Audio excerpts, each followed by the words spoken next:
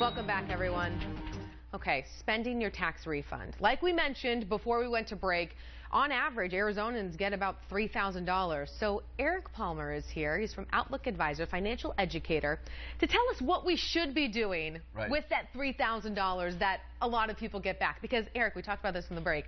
I want to spend it on something fun, something cool, because it's fast money in my eyes. But we need to be smart about this. We do. You know, I'm the same way. I want to buy a new set of golf clubs. So sometimes we have to actually focus on what's going to be important for our financial futures. And that can be hard to do, but if you knuckle down, you can actually put a plan in place. Okay, what's the best thing in your mind? You have 5 different things. What's the best? It varies for everybody, but number one that stands out to me is putting that towards a down payment on a home, or if you already own a home, put it towards principal. You'd actually be amazed how much you can save if you put towards principal. It could even knock a year or two off of the total amount of time that you're paying down your mortgage. Right. So you would say even put the entire amount right in there? 100%. Wow. Okay. Retirement or high yield, high risk investments. This one kind of shocked me.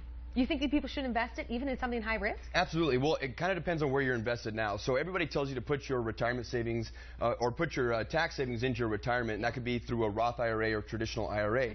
Now, if you're already in high risk, I say go safe. But if you're actually playing it safe now, then this might be some money that you could put at risk to try to get a little bit higher return. Another option, college fund. College fund. You know, this is something that applies to a certain segment out there of individuals, but if you've got a young child, you can start saving right now. There's 529 plans, or you can even use life insurance, which is actually a great vehicle to provide you a tax-free distribution, potentially, that you can pull on when your kids get to college.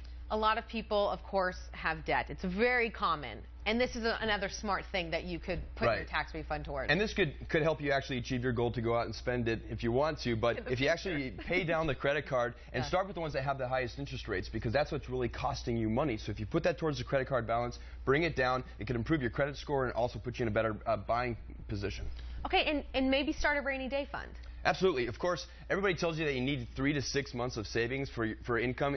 God forbid if you lose your income. So you do need to have a rainy day fund. It could be a savings account. It could be a money market account. But tuck some money away. Make sure you have at least 3 months of spending power. Is that something really important for people to do, to have that rainy day fund? And if so, how often should they be contributing to something like that? I would say set a goal for yourself and see how much you can afford every single month. That rainy day fund is so important because if something happens in Arizona, summertime's coming up, the air conditioner breaks, where are you going to go for the money? And you don't want to dip into retirement savings, so having a little bit of money set aside is going to be a big deal. Of all of these, we did talk about the home, the down payment first, but in your eyes, what would be the smartest thing to do with that refund? Would you split it up amongst all of these, or would you just devote to just one? You know, it's going to be different for everybody, and if you can split it up, if you do get enough back, that could be actually something that's very good for you. But if you're facing buying a home right now, put it towards the house. But for me, the big one is retirement savings. We don't save enough for retirement. It's a big problem here, not just in Arizona, but across the country. So if we can put more money away for retirement, we're going to be in better shape later on.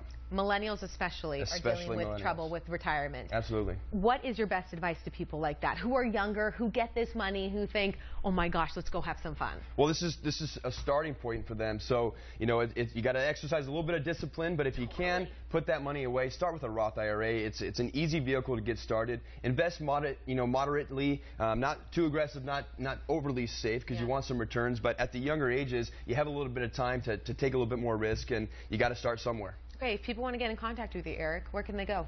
Go to our website. It's www.outlookadvisors.com. Okay, thank you so much. Thanks for having me. Puts a little bit of a damper. No, I did want those new shoes, but you're right. This is the smart thing to do, and it does take discipline. Right. Thank you so much.